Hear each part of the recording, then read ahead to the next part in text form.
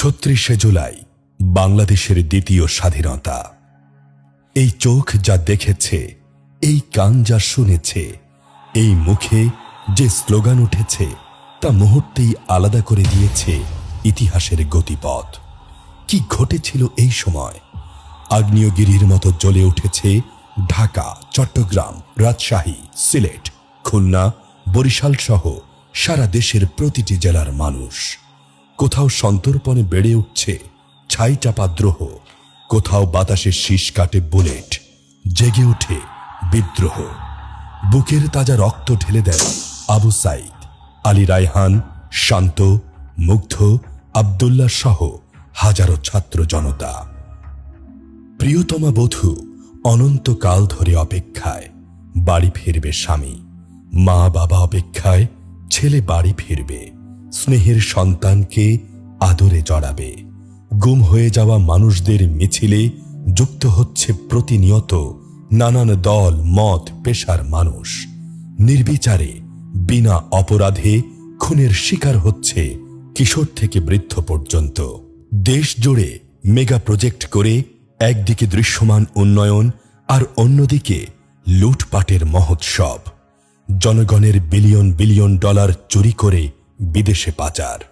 মুক্তিযুদ্ধকে ঢাল বানিয়ে পুরো দেশকে এক ভয়ঙ্কর অর্থনৈতিক ও রাজনৈতিক সংকটে ফেলে সন্ত্রাস আর লুটপাটের গডমাদার শেখ হাসিনা চেপে ধরেছিল স্বাধীনভাবে মত প্রকাশের সকল কণ্ঠস্বর। ২০০৬ সালের ২৮ অক্টোবর লগি বৈঠা দিয়ে পিটিয়ে মানুষ মেরে লাশের উপরে ঘৃণ্যভাবে নৃত্য করে শুরু হয়েছিল এই ধ্বংসকাণ্ড।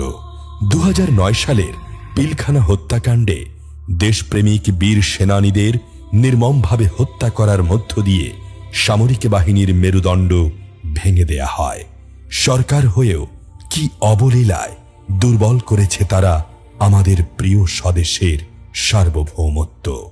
২০১৩ সালে শাপলায় ম্যাসাকার, রাতের আধারে আলো নিভিয়ে আলেমদের নির্বিচারে গুম, খুন, একের পর এক টিভি চ্যানেল বন্ধ করে দেয়া, শাহবাগে ফ্যাসিবাদের জন্ম দিয়ে বিচারের নামে প্রহসন করে একে একে জামায়াত ইসলামী নেতাদের ফাঁসি দিয়ে ন্যায় বিচারকে প্রশ্নবিদ্ধ করেছে তারা।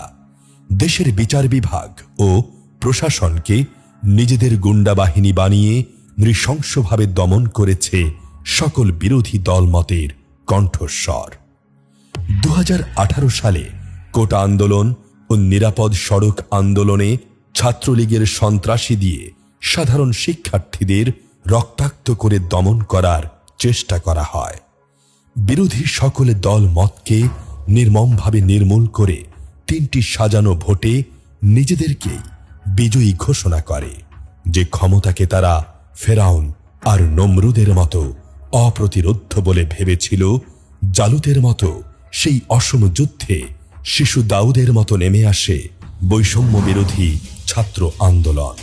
এ যেন মজলুমকে রক্ষা করতে প্রভুর প্রেরিত এক অবাক আবাবিল।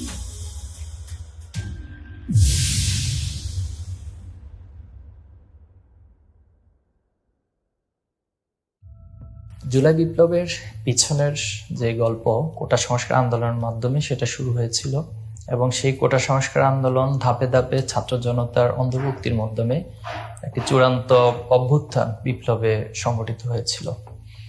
তো কোটা সংস্কারের বিষয়টি ছিল মূলত ৫৬% কোটা, সেখানে মেধার স্থান ছিল মাত্র ৪৪%। তো এই যে ছাত্রদের ভিতরে বৈষম্যের একটি শিকার বাংলাদেশের ছাত্র সমাজ হয়ে আসছে, তার মাধ্যমে কোটা সংস্কারে সকলের অন্তর্ভুক্তি হয়েছিল। একটি তথ্য হয়তো অনেকেরই অজানা থাকতে পারে, সেটা হলো ইসলামী ছাত্র শিবির সর্বপ্রথম ১৯৯৬ সালে একটি কোটা সংস্কার নিয়ে দাবি উত্থাপন করে এবং আন্দোলন শুরু করেছিল। তো তারই ধারাবাহিকতায় সকলে যখন সে দাবির সাথে একাত্মতা পোষণ করেছিল, ২০১৩ এবং ২০১৬ সালে এই আন্দোলনটি নতুন একটি মাত্রা পায়। ২০১৮ সালে এসে সেটি একটি চূড়ান্ত আন্দোলনের রূপ লাভ করে এবং সরকার সেই কোটা সংস্কার আন্দোলনকে মেনে নিতে এবং সেটাকে বাতিল করেছিল হাসিনা তখন। তো এর পরবর্তীতে আমরা দেখেছি যে সাম্প্রতিক সময়ে সরকার সেটাকে আবার পরিপত্রটি বাতিল করে আদালতের মাধ্যমে এবং ছাত্ররা সেটার প্রতিবাদের মাধ্যমে মূলত আন্দোলনে সম্পৃক্ত হয় এবং একটি অভ্যুত্থান সংঘটিত হয়। 6 জুন আদালতের রায়ের প্রতিবাদে ও কোটা সংস্কারের দাবিতে দেশের বিভিন্ন স্থানে শিক্ষার্থী ও চাকরি প্রত্যাশীরা বিক্ষোভ করে। 10 জুন আন্দোলনকারীরা দাবি মানার জন্য সরকারকে 30 জুন পর্যন্ত সময় বেঁধে দেয় ও ঈদুল আজহার কারণে আন্দোলনে বিরতি ঘোষণা করে। ঈদের ছুটির পর আন্দোলন আবারও তীব্র হয়ে ওঠে। আন্দোলনকারীরা একত্রিত হন বৈষম্য বিরোধী ছাত্র আন্দোলনের ব্যানারে। 30 জুন রাজশাহী বিশ্ববিদ্যালয়ের শিক্ষার্থীরা কোটা পুনর্বহালের প্রতিবাদে মানববন্ধন করে। 1 জুলাই ঢাকা বিশ্ববিদ্যালয়ের শিক্ষার্থীরা বিক্ষোভ করে ও 3 দিনের কর্মসূচি ঘোষণা করে। প্রথম দাবি ছিল যে কোটা যে পরিপত্র সেটি ব্যাক করানো হোক, বাতিলের পরিপত্রটি। তবে আমরা আবার আশঙ্কা করছি যে হাইকোর্টের দোহাই দিয়ে যেহেতু ওটা আবার ব্যাক করানো হচ্ছে, আবারও হয়তো ব্যাক করানো হতে পারে, সেই আশঙ্কায় আমরা এই পরিপত্রটি ব্যাক করানোর দাবি না করে বরং ওটা সংস্কারের দাবি করি। 2 থেকে 6 জুলাই দেশের বিভিন্ন স্থানে বিভিন্ন প্রতিষ্ঠানের শিক্ষার্থীরা বিক্ষোভ, মানববন্ধন, মহাসড়ক অবরোধ ইত্যাদি কর্মসূচি পালন করে।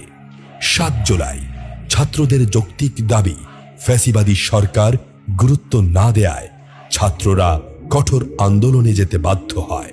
শুরু হয় বাংলা ব্লকেড নামে অবস্থান কর্মসূচি ও সড়ক অবরোধ, যা ছড়িয়ে পড়ে চট্টগ্রাম, সিলেট, রংপুর, রাজশাহী, খুলনা, বরিশাল ও কুমিল্লা সহ দেশের প্রধান প্রধান বিশ্ববিদ্যালয় ও শহরে। এই আন্দোলনের শুরু থেকে ইসলামী ছাত্র শিবির, পলিসি মেকিং এবং মাঠ পর্যায়ের আন্দোলন সব জায়গায় সম্পৃক্ত ছিল। এক্ষেত্রে আমরা একটা প্রিন্সিপাল সামনে রেখেছিলাম, যেহেতু এটা একটা গ্রেটার পারপাস ছিল, আমরা কমন গোল নিয়ে কাজ করেছি। আমরা আমাদের পরিচয় নিয়ে এখানে যাইনি। সবার মূল পারপাস ছিল কোটা সংস্কার আন্দোলন। দ্বিতীয়ত আমাদের টার্গেট ছিল ফেসিবাদ মুক্ত বাংলাদেশ গঠন করা। ফেসিবাদ বিরোধী যে ছাত্র সংগঠনগুলো রয়েছে সবার এই ফেসিবাদ বিলুপের ক্ষেত্রে একটি অ্যাক্টিভ অবস্থান রয়েছে। তার মধ্যে বাংলাদেশ ইসলামী ছাত্র শিবির অন্যতম। আমাদের আন্দোলনের শুরু থেকে ইসলামী ছাত্র শিবির তার একটি ভূমিকা পালন করে এবং সবসময় সবকিছুতেই তারা আমাদেরকে বিভিন্নভাবে সহায়তা করে। প্রোগ্রাম ইমপ্লিমেন্টেশনের জায়গাতে তাদের একটা অ্যাক্টিভ ভূমিকা রয়েছে। 11 জুলাই শাহবাগে মিছিল নিয়ে যাওয়ার পথে পুলিশি বাধার মুখে পড়ে আন্দোলনকারীরা। পরবর্তীতে জগন্নাথ বিশ্ববিদ্যালয়ের শিক্ষার্থীরাও এতে যুক্ত হন। অধিকার আদায়ের সংকল্পে একতাবদ্ধ সহস্রাধিক সাধারণ ছাত্রের স্লোগানে মুখরিত ঢাবি এলাকা। পুলিশের ব্যারিকেড ভেঙে শাহবাগ মোড়ে অবস্থান নেন কোটা সংস্কার আন্দোলনকারীরা। অন্যদিকে কুমিল্লা বিশ্ববিদ্যালয়ের শিক্ষার্থীদের উপর পুলিশ হামলা করে। চট্টগ্রামে আন্দোলন চলাকালে পুলিশি হামলার মুখে প্রচণ্ড দুঃসাহসে বুক পেতে দাঁড়ায় সমন্বয়ক খান তালাত মাহমুদ রাফি, যা আন্দোলনকারীদের সঞ্চার করে এক অপ্রতিরোধ্য সাহস। টাইগার পাস থেকে দৌড়ায় 2 নম্বরে গেলাম। যাওয়ার পরে দেখি যে সামনে থেকে আমাদেরকে অ্যাটাক করতেছে, পিছন থেকে অ্যাটাক করতেছে। আমরা মাঝখানে পড়ে গেছি এবং মানুষজন খুবই কম। তো ওই সময় সবাই দৌড়ায় পালাচ্ছে, যে যেদিকে পারতেছে সবাই যাচ্ছে। তো আমিও দৌড়াচ্ছি। এখন আমি সবাইকে ডাকতেছি, ভাই ধারান, দৌড়ায়েন না। তো আমি যখন আস্তে আস্তে দৌড়াচ্ছি আর আমার কানে বাজতেছে যে আমি তো দেশের মানুষের সাথে প্রতারণা করতেছি। যেই মানুষগুলোকে আমি আশ্বাস দিছিলাম 2 দিন আগে যে এই আন্দোলন থেকে সরে দাঁড়াবো না যতক্ষণ পর্যন্ত দাবি আদায় না হচ্ছে, প্রয়োজনে নিজেকে জ্বালায় দেবো পেট্রোল দিয়ে। তো আমি তো এই কথাটা রাখতেছি না, আমি তো কথা রাখতে পারতেছি না। নিজের প্রতি খুব গিল্টি ফিল হচ্ছিল। তারপর ভাবলাম যে আজকে যা হওয়ার হবে, আজকে আমি দাঁড়াবো। আমি যদি একাও থাকি আমি দাঁড়ায় থাকবো। তারপর আল্লাহর নাম নিয়ে দাঁড়ায় গেলাম আর চোখ বন্ধ করে ইন্না লিল্লাহি পড়তেছি। আমি ভাবছি আমাকে শুট করবে। 14 জুলাই আন্দোলনরত শিক্ষার্থীরা ঢাকায় গণপদযাত্রা করে রাষ্ট্রপতি মোহাম্মদ শাহাবুদ্দিন বরাবর স্মারকলিপি প্রদান করে। এই যৌক্তিক আন্দোলন নিয়ে শুরু হয় আওয়ামী সরকারের কর্তা ব্যক্তিদের উস্কানিমূলক ও তুচ্ছ তাচ্ছিল্য করা বক্তব্য। এই উত্তপ্ত পরিস্থিতিকে আরো তীব্রভাবে উস্কে দেয় শেখ হাসিনার চরম বিদ্বেষমূলক বক্তব্য। তার মানে কি মুক্তিযোদ্ধার সন্তান নাতিপুতিরা কেউ মেধাবী না? যত রাজাকারের বাচ্চারা নাতিপুতি হলো মেধাবী, তাই না? আমি কে তুমি কে, রাজাকার স্লোগান দাবানলের মতো ছড়িয়ে পড়ে সারা দেশের আন্দোলনকারীদের মাঝে।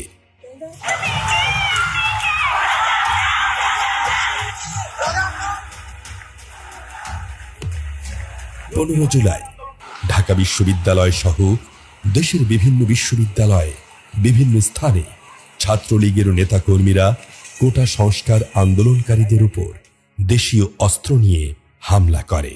সেদিন প্রায় 3 শতাধিক শিক্ষার্থী আহত হয় ছাত্রলীগের তাণ্ডবে।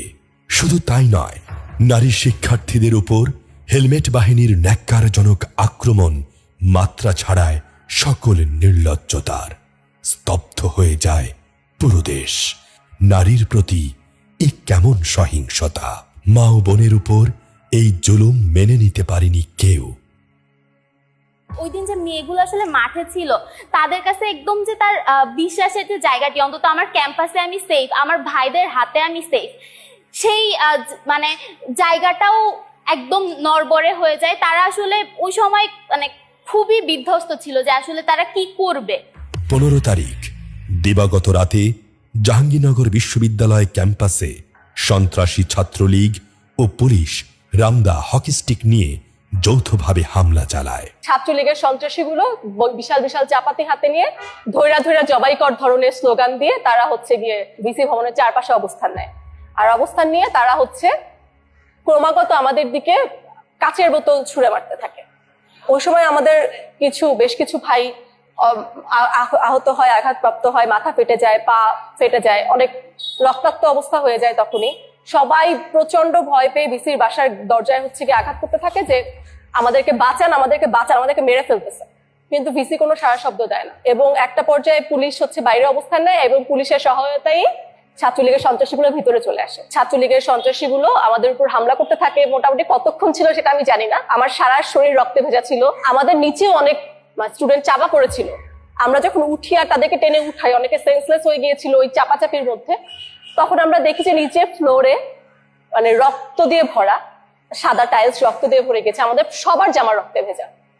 তখন আসলে কারোর এই যে ব্লিডিং যে হচ্ছে, ওদের এই ব্লিডিং বন্ধ করানোর মতো কোনো ব্যবস্থা ওখানে নাই। ঢাবি ও মেডিকেলে ছাত্রলীগের হামলার সংবাদ শুনে ছাত্র শিবিরের ঢাকার শাখাগুলো এগিয়ে এসে সাধারণ ছাত্রদের পাশে দাঁড়িয়ে যায়, ছাত্রলীগের সন্ত্রাসী বাহিনীর বিরুদ্ধে প্রতিরোধ গড়ে তোলে। 15 তারিখে যখন আমাদের বোনদের উপর আক্রমণ করে, এবং এই আক্রমণটা করছিল হচ্ছে ছাত্রলীগের সাথে কিছু বহিরাগত টোকাই এবং সন্ত্রাসীরা এসে হামলা করে। যখন তারা ঢাকা মেডিকেলে ট্রিটমেন্ট নিতে গেছে, ওইখানেও মূলত হামলা করে। মেডিকেলে এসে আমাদের উপর হামলা করতেছে, তাদেরকে প্রতিহত করাটা আসলে দরকার যে কোনো ভাবেই হোক। এখানে হচ্ছে 2টা মহানগর আসে মেডিকেলের দিকে, যে কেউ যদি থাকে ওই সময় প্রয়োজনে আমরা তাদেরকে প্রতিহত করবো, এরকম একটা ব্যাপার। 16 জুলাই ছাত্রলীগের হামলার প্রতিবাদে সারা দেশের প্রতিটি শিক্ষা প্রতিষ্ঠান ও দেশপ্রেমিক সংগঠন বিক্ষোভে রাস্তায় নেমে আসে। দেশের বিভিন্ন স্থানে ছাত্রলীগ যুবলীগের সশস্ত্র হামলায় হতাহত হয় অসংখ্য আন্দোলনকারী। মোটামুটি বলা যায় যমুনা বিশ্ববিদ্যালয়, কবি নজরুল কলেজ এবং সোহরাওয়ার্দী কলেজ, এই 3টা শিক্ষা প্রতিষ্ঠান মিলে আমরা যে 16 তারিখে আন্দোলনটা করেছিলাম, সেটা আমাদের পুরান ঢাকার এরিয়াতে একটা বলা যায় যে ঐতিহাসিক আন্দোলন ছিল। এইখানে 16 তারিখে আমাদের ভাইদের উপর গুলি চালানো হয়েছিল। এসি গোলাম মুস্তফা, লালবাগ জোনের ডিটেকটিভ ব্রাঞ্চ, আমাকে ডেকে আলাদা করেই কোনো কথা নেই বার্তা নেই টেনে নিয়ে যাচ্ছিল। আমার ডান হাত ভাঙা ছিল, যে 15 তারিখে ছাত্রলীগের আক্রমণে ঢাকা বিশ্ববিদ্যালয় ভেঙেছিল, ডান হাত গলায় ঝোলানো ছিল। যখন আমাকে আদালতে উঠায় নিয়ে, তো মোটামুটি 2 দিন তারা গুম রেখেছিল, কাউকে বলে নিয়ে আমাকে কোথায় রেখেছে। তখন মূলত আমি জানতে পারি যে এখানে 11 জন শহীদ হয়েছে, এবং আমার পিছনে যারা আসতেছিলেন যে তাদের মধ্যে 3 জনকে ওই জায়গাতে মেরে ফেলেছিল। রংপুরে পুলিশের গুলিতে বুক ঝাঁঝরা হয়ে প্রথম শাহাদাত বরণ করেন আবু সাইদ। চট্টগ্রামে ওয়াসিম, ফারুক, শান্ত, শাওন সহ সারা দেশে 6 জন শহীদ হন। দাবানলের মতো এই শাহাদাতের বেদনা ছড়িয়ে পড়ে দেশের প্রতিটি মানুষের হৃদয়ে। আন্দোলনে যাওয়ার প্রথম কারণ হলো আমার যে ভাইয়েরা যারা শহীদ হইতাছে, যারা নিহত হইতাছে, যারা আহত হইতাছে, তাদের কথা চিন্তা করে আমি আর ঘরে আর থাকতে পারি না। শুরুর দিকে তো আমরা আন্দোলনে যাইনি, আমি বা আমার পরিবারের কেউই আমরা আন্দোলনের ব্যাপারে অতটা সিরিয়াস ছিলাম না। যখন ওই যে আবু সাইদ মারা গেল, এরপরে তো পুরো বাংলাদেশে নাড়াচাড়া দিয়ে উঠছে। তখন আমাদেরও খারাপ লাগছে। আমি তো মুয়াজ্জিন মানুষ, আমরা তো কমি মাদ্রাসা লেখাপড়া করছি, তো মূলত সরকারি চাকরি তো পাবো না। তো যা হোক, পরে দেখি আবু সাইদের মতো যে মানুষ মারতেছে, এই যে মানুষ মারা ব্যাপারটা কিছু হইলে মানে গুলি করব। 17 জুলাই অনির্দিষ্টকালের জন্য স্কুল, কলেজ ও বিশ্ববিদ্যালয় বন্ধ ঘোষণার সাথে সাথে হল ছাড়ার নির্দেশ দেয়া হয়। এই পরিস্থিতিতে বিপাকে পড়ে শিক্ষার্থীরা। ক্যাম্পাস ছেড়ে এই রাতের বেলায় কোথায় আশ্রয় নেবে তারা? বিশেষ করে নারী শিক্ষার্থীদের বিষয়টি নিয়ে উদ্বিগ্ন হয়ে পড়েন বিশ্ববিদ্যালয়ের মানবিক শিক্ষক ও শিক্ষিকারা। বিশেষ করে আমাদের যারা ফিমেল আমার কলিগ যারা, তাদের সাথে আমি কথা বললাম যে আমরা আসলে কি করব, যেহেতু ছাত্রদের এত সমস্যা।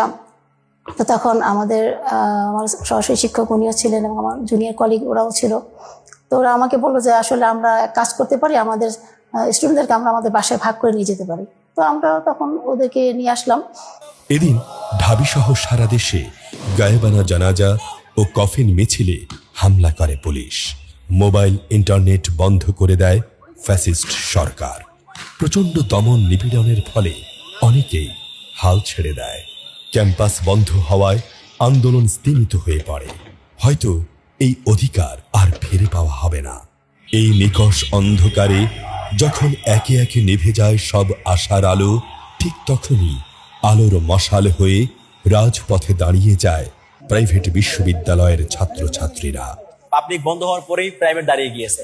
তারা অত্যন্ত সাহসিকতার সাথে আন্দোলন চালিয়ে নিয়ে গেছে এবং সারা দেশে প্রত্যন্ত অঞ্চলগুলোতেও মানুষ শত রাস্তায় নেমে আসছে। এই পরিস্থিতিতে যখন ঢাকা বিশ্ববিদ্যালয়কে এক প্রকার দমিয়ে দেওয়া হলো, তখন প্রাইভেট ইউনিভার্সিটিগুলো তাদের জায়গা থেকে এগিয়ে এসেছে। 18 তারিখে আমার সাথে আন্দোলন করেছিল বুয়েটের ওই অঞ্চলটাতে। তো ওই দিন এক ভাই আমাদের সাথে আন্দোলন করে 19 তারিখে যখন আমি হাসপাতালে খোঁজ নিতে দেখি যে ওই ভাই একটা ট্রের উপর শোয়ানো আছে, তাজা নিথর দেহটা পড়ে আছে, শহীদ হয়েছে সেই ভাই। 18 জুলাই যখন ব্র্যাক ইউনিভার্সিটির অফিসিয়ালি শুরু করে, যখন জানতে পারলাম যে ওখানে খুব বাজে অকারেন্স হচ্ছিল, তখন আমাদের North South University, IUB, AIUB, UI university সবাই মিলে দুপুরবেলা থেকে শুরু হয়। আমাদের মেইন কার্যক্রম হলো বসুন্ধরা এখান থেকে শুরু করে পুরো জায়গাটা আমরা যে রামপুরা রাস্তাটা ব্লক করব আমাদের আন্দোলনের জন্য। আন্দোলন আসলে প্রাইভেট বিশ্ববিদ্যালয়ের মর্যাদাটা অন্য জায়গায় নিয়ে গেছে, কারণ তারাই আসলে এই আন্দোলনের দ্বিতীয় ধাপের যে হাল তারা কিন্তু ধরছিল। তারাই এই তরিটাকে সামনে নিয়ে যেতে গুরুত্বপূর্ণ ভূমিকা পালন করছে। এছাড়াও দেখা যাচ্ছে মাদ্রাসার শিক্ষার্থীরা, বিশেষ করে এই যাত্রাবাড়ি এরিয়াতে কওমি মাদ্রাসার শিক্ষার্থীরা যেভাবে করে তারা মাঠে থেকে ওই যাত্রাবাড়িটাকে ব্লক করছিল, এটা আসলে অবিস্মরণীয়। এ সাইডে তামিরুল মিল্লাতের স্টুডেন্টরা যেভাবে করে উত্তরাতে যখন ছাত্রলীগ ব্যাপকভাবে গুলি করে আমাদের ভাইদেরকে রক্তাক্ত করছিল, হত্যা করছিল, ঠিক সেই সময়ে মিল্লাতের মাদ্রাসার শিক্ষার্থীরা গুরুত্বপূর্ণ ভূমিকা পালন করে ছাত্রলীগকে হটিয়েছে। এভাবে করে আমরা এই পুরো আন্দোলনটাকে দেখতে পাই যে বিশ্ববিদ্যালয় থেকে শুরু করে স্কুল, কলেজ, মাদ্রাসা সবাই একাকার হয়ে এই আন্দোলনটাকে আসলে সফলতার জায়গায় নিয়ে গেছে। 18 জুলাই ছাত্রছাত্রী, তাদের বাবা মা ও স্বজনেরা নেমে আসে রাজপথে। এ আন্দোলন রূপ নেয় গণবিক্ষোভে। মোহরমোহ গোলাগুলি, টিয়ারশেল ও সাউন্ড গ্রেনেডের শব্দে এক ভয়ঙ্কর অস্থিরতায় দিন কাটে দেশবাসীর। দেশ যেন এক ভয়ঙ্কর যুদ্ধক্ষেত্র। পুলিশ, বিজিবি, র্যাবের নির্বিচার গুলিতে প্রাণ হারান 40 জনের অধিক নিরাপরাধ মানুষ। রেহাই পায়নি পথচারী থেকে শুরু করে শ্রমিক, দোকানদার, এমনকি নিজ ঘরে থাকা 5 বছরের অবুঝ শিশু। আন্দোলনকারীদের মাঝে পানি বিতরণ করতে গিয়ে আওয়ামী ঘাতকের বুলেটে শহীদ হন মীর মুগ্ধ। আমাদের ভাই ওখানে শহীদ হয়েছে। শহীদ হওয়ার পর আমরা তাদের লাশ চাইছিলাম, তার লাশটা, কিন্তু পুলিশ সেই লাশটা আমাদের দেয় নাই। না দিয়ে তারা হলো যে তাদের ট্যাঙ্ক ছিল ওটা তার মাথার উপর দিয়ে নিয়ে গেছে, যাতে লাশটা আর কি চেনা না যায়, এভাবে এমন করেছে। এটা দেখে আসলে নিজেকে ঠিক রাখতে পারিনি। এরপরে পুলিশের সামনে যাওয়ার পরে তারা ধাওয়া পাল্টের পর একটা গুলি আমার পিঠে লাগে, পিঠে লেগে পিঠের সামনে দিয়ে বের হয়ে যায় আর কি। তো আমি যখন আমার টি শার্টটা তুলি তখন দেখি যায় নারী বুড়ি সহ সামনে বের হয়ে গেছে। এক পক্ষে শুধু লাঠি আর ইট, আর অন্যদিকে সব ভারী অস্ত্র। উত্তর আধুনিক মেডিকেলের সেদিনের অবস্থা আসলে মনে হচ্ছিল গাজা উপত্যকায় আছি। সেখানে একের পর এক গুলিবিদ্ধ শরীর আসতেছিল, কারো মাথায় গুলি, কারো বুকে গুলি। রাতে সারা দেশে কোনো প্রকার পূর্ব ঘোষণা ছাড়াই ইন্টারনেট ব্ল্যাকআউট করে দেয়া হয়। এ সময় দেশের ছাত্র জনতা, অভিভাবকদের মধ্যে সকল উৎকণ্ঠা উদ্বেগে ছাপিয়ে আন্দোলন চালিয়ে যাবার দৃঢ় প্রত্যয় জন্ম নেয়। 19 জুলাই ঢাকা সহ সারা দেশে 229 প্লাটুন বিজিবি মোতায়েন হয়। তৎকালীন সরকার তার নিজের জনগণের উপর হেলিকপ্টার ব্যবহার করে গুলি ছুটতে থাকে। দেশের বিভিন্ন স্থানে র্যাব পুলিশের স্নাইপারের গুলিতে আহত হয় অগণন সাধারণ ছাত্র জনতা। শহীদ হন 120 জনের অধিক। যেন ঘরে ঘরে মৃত্যু দূত হয়ে আসে ফ্যাসিস্ট হাসিনার রেজিম। একটা ছেলে উপর হয়ে পড়ে আছে, তা আমি ভাবলাম ও মনে হয় হোঁচট খেয়ে পড়ে গেছে খুব সম্ভবত। তো আমি ভাবলাম যেহেতু ছেলেটা পড়ে গেছে আর এখানে গোলাগুলি হচ্ছে, তো আমি ওকে একটু হেল্প করি, আমি ওকে উঠা নিয়ে আসি। যখন ও উপরে ছিল, যখন আমি ওর বডিটাকে উঠালাম, এত পরিমাণে রক্ত এখানে বের হয়েছিল। রাস্তাটা প্রায় কোরবানিতে আমরা গরু জবাই দিলে যেরকম রক্ত প্রবাহ থাকে সেরকম রক্ত মানে ফিনকিতে ছুটতেছিল রক্ত। এই পাশে গুলিটা লেগে এই দিক দিয়ে বের হয়ে যায় আর এতবার ছিদ্র হয়ে যায়। সো স্বাভাবিকভাবে আসলে আমিও আমার আসলে এত রক্ত জীবনে কোনো দেখিনি, মানুষের রক্ত। উত্তালে জনতার দ্রোহের আগুনকে স্তিমিত করতে না পেরে অবশেষে 19 জুলাই শুক্রবার গভীর রাতে জারি করা হয় কারফিউ। ঘোষণা করা হয় দেখামাত্র গুলি করার। কি নির্মম আর অমানুষ হলে এমন নির্দেশনা দিতে পারে কোন রাজনৈতিক দল? এরা কি মানুষের জন্য রাজনীতি করে? এদিকে আমরা কথা বলছিলাম বিভিন্ন স্টেকদের সাথে যে কারফিউ বাংলার দুঃসাহসকার যাদের আছে তাদেরকে সাথে কথাবার্তা বলা শুরু করলাম, শিক্ষকদের মাধ্যমে অন্যান্য পলিটিক্যাল স্টেকগুলো যারা মাঠে রাজনীতিতে আন্দোলনে হচ্ছে সমন্বয় না হয়ে বিভিন্নভাবে হচ্ছে কোঅর্ডিনেশনগুলো করতেছিল। তো পরে দেখা গেল যে আমরা সিদ্ধান্ত নিলাম যে আন্দোলন হবে, কারফিউ ভেঙে আন্দোলন হবে। 20 জুলাই সেনা মোতায়েন অবস্থায় কারফিউ ভেঙে দেশের বিভিন্ন স্থানে বিক্ষোভ করেন আন্দোলনকারীরা। আমরা পরের দিন 10টায় মিছিল করি, 10:10 আমাদের 10টায় মিছিল ছিল, 10:10 আমরা মিছিল করি। আমার 2 মিনিট স্লোগান হয়, এরপরে আমি বক্তব্য দিয়ে শেষ করে দিই। না, পরিবেশটা এত ভয়ানক ছিল, চারদিক থেকে মনে হচ্ছিল যে চট্টগ্রামের যত ফোর্স আছে সব আমাদের উপরে আইসা এখন গুলি করে মেরে ফেলবে। 2 মিনিটের ভিতরে আমরা সব জায়গা ত্যাগ করি এবং সেখানকার পরিবেশটা আমরা 2 মিনিট যাওয়ার পরের 2 মিনিট পরে পরিবেশটা এত ভয়ানক হয় এবং চট্টগ্রামের সকল ফোর্স আসা এখানে জড়ো হয়। আমরা থাকলে আমরা সবাইকে মনে হচ্ছে গুলি করে মেরে ফেলতে হবে। যাকে পাইছে সাধারণ মানুষ, রুগী, মেডিকেল এরিয়া রুগী যাকে পাইছে তাকে পিটাইছে। তখন আমরা অনলাইনের মাধ্যমে কোথাও যোগাযোগ করতে পারছিলাম না। এই সময় আমরা আসলে খুবই হতাশ হয়ে পড়ছিলাম, সারা দেশের খবরগুলো যখন জানতে পারছিলাম না এবং বিচ্ছিন্নভাবে প্রথম 1-2 দিন খবর পাচ্ছিলাম যে সারা দেশে ব্যাপক গ্রেপ্তার এগুলো চালানো হচ্ছে। একটা পর্যায়ে আমি বাড়ি থেকে বের হয়ে প্রায় বলা চলে কখনো 15 কিলোমিটার কখনো 10 কিলোমিটার দূরে গিয়ে অফলাইন নাম্বারের শাখাগুলোর সাথে কথা বলে ওই দিনের আপডেট নিয়ে এবং বিগত আগামীতে কেমন কর্মসূচি আসতে পারে, কত গ্রেপ্তার হলো, কত নির্যাতন বা রিমান্ডে কাকে কাকে কিভাবে নেওয়া হচ্ছে, এই তথ্যগুলো আমি এগুলো সংগ্রহ করতাম এবং একটা নির্দিষ্ট টাইম আমাদের দেয়া থাকতো যে আমি বিকেল 5টা থেকে 6টা পর্যন্ত এই শাখার সাথে যোগাযোগ করব এবং অবশ্যই যোগাযোগের জন্য আমি হয়তো 1 ঘন্টা যোগাযোগ করতাম 10 কিলোমিটার দূরে গিয়ে, আবার ওইখান থেকে ব্যাক করে আবার 5 কিলোমিটার দূরে গিয়ে অন্যত্র সেট ওপেন করে তারপরে আমাকে কথা বলতে হতো। এভাবে র্যান্ডমলি 1-2 দিন পর পরই আমাকে নাম্বার, অফলাইন নাম্বারও চেঞ্জ করতে হতো। এভাবে 5-7 দিন এইভাবে করেই মূলত আমরা বিভিন্ন জায়গায় গিয়ে গিয়ে যোগাযোগগুলো করতাম। ছাত্র জনতার জুলাই অভ্যুত্থানকে সফল করতে আমরা ঢাকা এবং ঢাকার বাইরে গুরুত্বপূর্ণ শিক্ষা প্রতিষ্ঠানে এবং জেলা শহরগুলোতে আন্দোলনকে আমরা ছড়িয়ে দিই, যাতে করে জনসম্পৃক্ততা বৃদ্ধি পায় এবং পাশাপাশি কম্বাইন্ড ফ্যাসিস্ট ফোর্স যারা ছিল তাদের শক্তিগুলো নিয়োগ করে যাতে করে আমাদের আন্দোলনকে তারা ব্যাহত করতে না পারে। আপনারা দেখে থাকবেন যে ঢাকাতেও আমরা আন্দোলনকে একটি স্পট বা একটি ক্যাম্পাসমুখী না করে বিভিন্ন স্পটে ছড়িয়ে দিয়েছিলাম, যাতে করে ফ্যাসিস্ট কম্বাইন্ড ফোর্সের শক্তিগুলোকে তারা সেগমেন্ট করতে করতে দুর্বল হয়ে পড়ে এবং আমাদের আন্দোলনটি আস্তে আস্তে সফল হয়। আন্দোলনের সবচেয়ে ক্রিটিক্যাল টাইম যখন ছিল 19 তারিখ থেকে 2 তারিখ পর্যন্ত, ওই সময়ে আপনারা জানেন সারা দেশে ইন্টারনেট শাটডাউন ছিল এবং কারফিউ জারি অবস্থা ছিল প্রথম এক সপ্তাহ। ওই সময়ে আমাদের অফলাইনে আমরা একটা নেটওয়ার্ক তৈরি করেছিলাম। আমাদের অফলাইন নেটওয়ার্ক সামগ্রিকভাবে সমন্বয় করত বিশ্ববিদ্যালয়ের সাবেক সভাপতি এবং কেন্দ্রের সাহিত্য সম্পাদক সিবগাতুল্লাহ ভাই।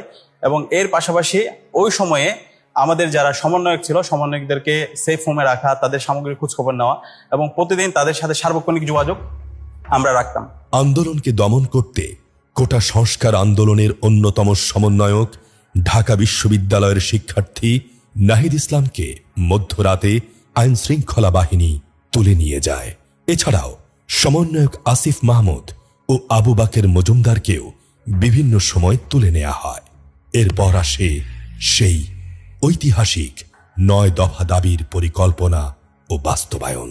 24 ছাত্র জনতার গণঅভ্যুত্থানের সবচেয়ে ক্রুশিয়াল যে সময়টা ছিল, ওই সময় আমরা ফুললি আন্দোলনের সাথে কানেক্টেড ছিলাম। আপনারা জানেন 19 তারিখের পরে ইন্টারনেট ব্ল্যাক আউট ছিল, সমন্বয়করা বিক্ষিপ্ত বিচ্ছিন্ন অবস্থায় ছিল। ওই সময়ে পলিসি কি হবে, সেই পলিসি সকল অংশীজনদের সাথে আলাপ করে ঠিক করা, এটা আমরা প্রতিদিন আমাদের জায়গা থেকে আমরা করার চেষ্টা করেছি। এবং এই যে 9 দফা প্রণয়ন করা, 9 দফা প্রণয়ন করার পরে মিডিয়া হাউসগুলোতে পৌঁছে দেওয়া এবং মিডিয়া হাউসে পৌঁছানোর পাশাপাশি আবার মাঠ পর্যায়ে এক্সিকিউশন করা, এই সামগ্রিক কাজ আমরা আপামর ছাত্র জনতা এবং অন্যান্য অংশীজনদের সাথে আলাপ করে আমরা বাস্তবায়ন করেছি। এই শুক্রবার বিকেল বেলা আমাকে হচ্ছে ছাত্র শিবিরের সেক্রেটারি, ঢাকা বিশ্ববিদ্যালয়ের যে সেক্রেটারি ফরহাদ ভাই আমাকে ফোন দিল। ফরহাদ ভাইয়ের সাথে আমার আন্দোলন কেন্দ্রে পরিচয়। ফরহাদ ভাই যখন আমাকে ফোন দিল যে এই পরিস্থিতি হয়তোবা এই যে বেহাত হতে যাচ্ছে কিংবা হচ্ছে যে শহীদের রক্তের সাথে কিছু বেইমানি কিংবা কিছু করতে যাচ্ছে, এখন আন্দোলন স্টেক করতে হবে। তখন বললো তাহলে কি করা যায়, বললেন যে তাহলে আমরা হচ্ছে কি স্পষ্ট করে দাবি দেওয়া, সেটা আমাদের আগে থেকে মাথায় ছিল। তো দাবি দেওয়া বলেছে ফরহাদ ভাইয়ের সাথে আমি আলোচনা করতেছিলাম। তখন আপনি জেনে থাকবেন নেট একদম স্লো, মানে ইভেন ফোনে মানে কথা বলা যাচ্ছে না, বারবার কেটে কেটে আসছে। আমি তখন মানে বের হয়ে বিকেলবেলা যাত্রাবাড়িতে আন্দোলন করতেছিলাম। এর মধ্যে ফরহাদ ভাই ফোন দিলে আমাকে। তো যখন কথাবার্তা হচ্ছে ভাই বললো তাহলে আমরা কিছু দাবি দেওয়া বলি, তাহলে তুমি সেগুলো শুনো। প্রথম দাবি হচ্ছে কি, ছাত্র হত্যা দায় নিয়ে প্রধানমন্ত্রীকে জাতির কাছে প্রকাশ্য ক্ষমা চাইতে হবে, স্বরাষ্ট্রমন্ত্রী পদত্যাগ করতে হবে, বিতর্কিত বক্তব্য দায় হচ্ছে উপাধ্যক্ষদেরকে পদত্যাগ করতে হবে, কিংবা হচ্ছে কি police super, police commissioner, DIG এদেরকে হচ্ছে বরখাস্ত করতে হবে, সন্ত্রাসীদের আইনে আওতা আনতে হবে, বিসি প্রক্টরকে হচ্ছে পদত্যাগ করাতে হবে। আমাদের মঙ্গলবার রাতে যে মিটিং এ যে সিদ্ধান্তগুলো হলো, যে পয়েন্টগুলো উঠলো, যে দাবিগুলো আসলো, সেই দাবি মিলিয়ে হচ্ছে আমার 9 দফা দিই। এই হচ্ছে 9 দফা। ছাত্র শিবিরের যে ঢাকা বিশ্ববিদ্যালয়ের প্রেসিডেন্ট, উনি আমাকে ফোন দিলেন, যে কয়েকজন ব্যক্তি নাম্বার দিলেন, যে এই ব্যক্তিগুলোকে তুমি একটু হচ্ছে গিয়ে ফোন দিয়ে বলে যাও যে 9 দফা আমাদের পক্ষ থেকে, আমার পক্ষ থেকে আসবেন, আপনি একটু সেটাকে রিসিভ করেন, সেটা হচ্ছে গিয়ে বাইরের দেশে আপনার যে বিষয় সেটা প্রচার করার ব্যবস্থা করেন। আমি তাদেরকে ফোন দিলাম, যথারীতি ফোন দিয়ে তাদেরকে ইনফর্ম করলাম। একই সাথে তখন আপনি জেনে থাকবেন যে পরিস্থিতি খুবই হচ্ছে অস্বাভাবিক পরিস্থিতি, যে কারফিউর মধ্যে হচ্ছে কি যেখানে একজন মানুষ বের হওয়া অসম্ভব বিষয়, জীবনের ঝুঁকি নিয়ে কিংবা হচ্ছে গিয়ে সবকিছুকে মোকাবেলা করে সেই যারা হচ্ছে এটার সাথে জড়িত ছিল, যে 9 দফা ছাত্র শিবিরের কথা বলি, তারা হচ্ছে স্পিড করার যে বিষয়টা, বিভিন্ন হাউজে মিডিয়া হাউস সেগুলো পৌঁছে দেওয়ার বিষয়টা, কিংবা হচ্ছে ইন্টারন্যাশনাল জার্নালিস্ট যারা আছে তার কাছে পৌঁছে দেওয়ার বিষয়টা ছাত্র শিবির এই দায়িত্ব পালন করে। 21 জুলাই হাইকোর্ট 7% কোটার রায় প্রদান করে। সেই দিনই সারা দেশে শুরু হয় চিরুনি অভিযান। আটক করা হয় হাজার হাজার শিক্ষার্থীকে, তাদের উপরে চালানো হয় নির্যাতনের স্টিম রোলার। যাত্রাবাড়িতে এই নির্যাতনের শিকার হয়ে শাহাদাত বরণ করে মাত্র 16 বছরের কিশোর। সারা দেশে ক্রমান্বয়ে বাড়ছে শহীদি লাশের মিছিল, সংঘর্ষ চলমান, বাড়ছে আহতের সংখ্যা। আব্বু যখন আমাকে আর কি থানায় দেখতে আসে, তারা আব্বুকেও হচ্ছে হাজতে ঢুকিয়ে রাখে আর কি। আমাকে ওই মিন্টু রোডের ওখানে নিয়ে যাওয়া হয়, তো সেখানে বড় করে লেখা ছিল যে ডিবি কার্যালয়। দেন সেই জায়গায় তারা আমাকে গুম অবস্থায় 3 দিন রেখে দেয়, এবং এই 3 দিন দিনে 3-4 বার করে তো হচ্ছে তারা আমাকে জিজ্ঞাসাবাদের জন্য নিয়ে যাচ্ছিল। যে ইন্টারনেট যখন ছিল না তখন একটা বড় অবস্থা ছিল, আমরা যখন রাস্তায় নামতাম বা তখন তো আন্দোলনটাও একেবারে স্টপ হয়ে গিয়েছিল বলা চলে। কিন্তু বিভিন্ন স্পটে, যেমন আমি উত্তরাতে থাকতাম, অথবা আমাদের সাথে যোগাযোগ হতো যে শাহবাগ কেন্দ্রিক নামবে, যাত্রাবাড়ি কেন্দ্রিক নামবে। তো সেই ক্ষেত্রে ইন্টারনেট যখন ছিল না তখন তো আকাশ মানে হেলিকপ্টার থেকে গুলি করা হতো। এরপরে দূর থেকে দেখতাম বিজিবি, পুলিশ বা সেনাবাহিনীর জায়গা থেকেও ফায়ারিং করা হচ্ছে, যখনই কেউ গ্যাদারিং হতো তাদেরকে বিচ্ছিন্ন করে ফেলার জন্য সর্বোচ্চ চেষ্টা করা হতো। সব মিলে এমন একটা সিচুয়েশন হতো, সারা দেশের সাথে আমি যখন যোগাযোগ করতাম চোখে পানি চলে আসতো। আমি ফোন দিতেই খবর পেতাম যে অমুক স্থান থেকে আমাদের এত এত ভাইকে গ্রেপ্তার করা হয়েছে, সাধারণ এত ছাত্রদেরকে গ্রেপ্তার করা হয়েছে, বাড়িতে থাকতে দিচ্ছে না, বাড়িতে যারা আন্দোলন করেছে তাদেরকে না পেলে তার বাবাকে ধরে নিয়ে আসছে, তার মাকে ধরে নিয়ে চলে যাচ্ছে, হত্যার ঘটনা শুনতাম। এমন হয়েছে ইন্টারনেট ব্ল্যাক আউট হয়ে গিয়েছে, আমি শহীদ শাকিলের জানাজায় উপস্থিত হয়েছি, সে সময় এমন অবস্থা সাথে কোনো ডিভাইস নিয়ে যেতে পারছি না, জানাজায় গিয়ে উপস্থিত হয়েছে, সেখানে কার জানাজা কিভাবে মারা গিয়েছে এই কথাগুলো বলা যাবে না। মানে চারিদিকে শুধু পুলিশ দাঁড়ানো রয়েছে এবং আমাকে শুধুমাত্র জানাজা পড়ে ওইখান থেকে যে যার মতো ছুটে ছুটে চলে যাচ্ছে। এটা হচ্ছে রাত 7টা 8টার ঘটনা, তখন কারফিউ চলছিল। সুতরাং ইন্টারনেট যখন ছিল না তখন অবস্থাটা এত বিভৎস ছিল প্রত্যেকটা জেলা, এবং সবাই চরম আতঙ্কগ্রস্ত ছিল।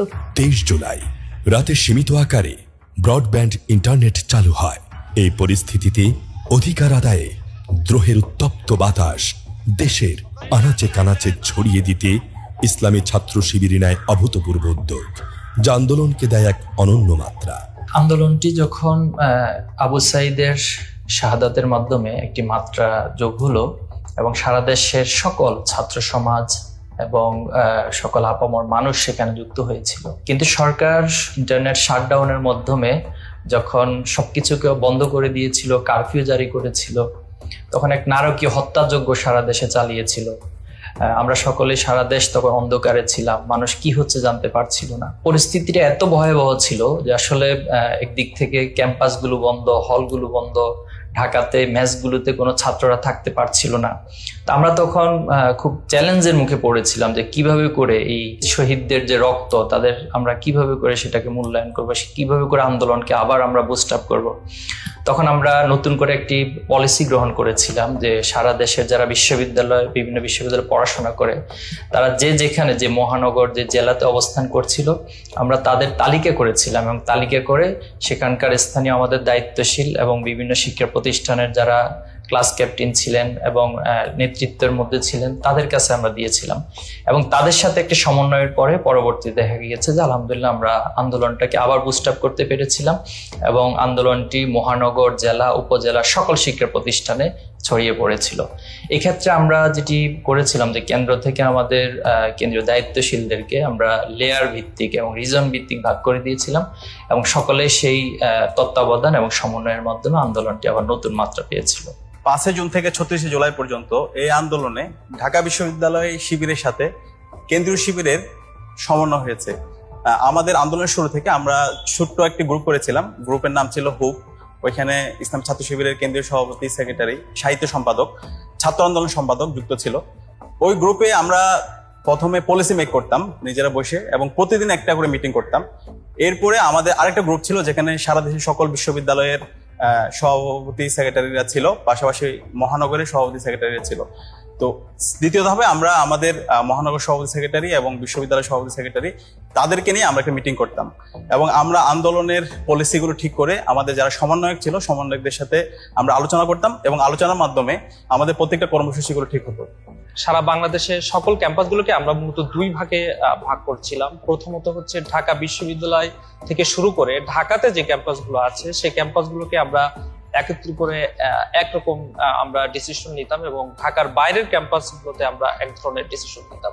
এই 2 ভাগে ভাগ করে দেখা যাচ্ছে আমরা আন্দোলনটা চালাই গেছিলাম। কিন্তু আন্দোলনের যে পরিকল্পনা আসতো, যে ইস্যুগুলো আসতো, যে কর্মসূচি আসতো, সেটা কিন্তু একসাথেই পালন করা হতো, কিন্তু আন্দোলনের ধরন, প্যাটার্ন, এটা আমরা 2 ভাগে ভাগ করছিলাম। 25 জুলাই শত শত লাশের পাহাড় উপেক্ষা করে খুনির কান্না আসে কেবল মেট্রো রেল আর বিটিভি ভবনের ক্ষতিগ্রস্ততায়।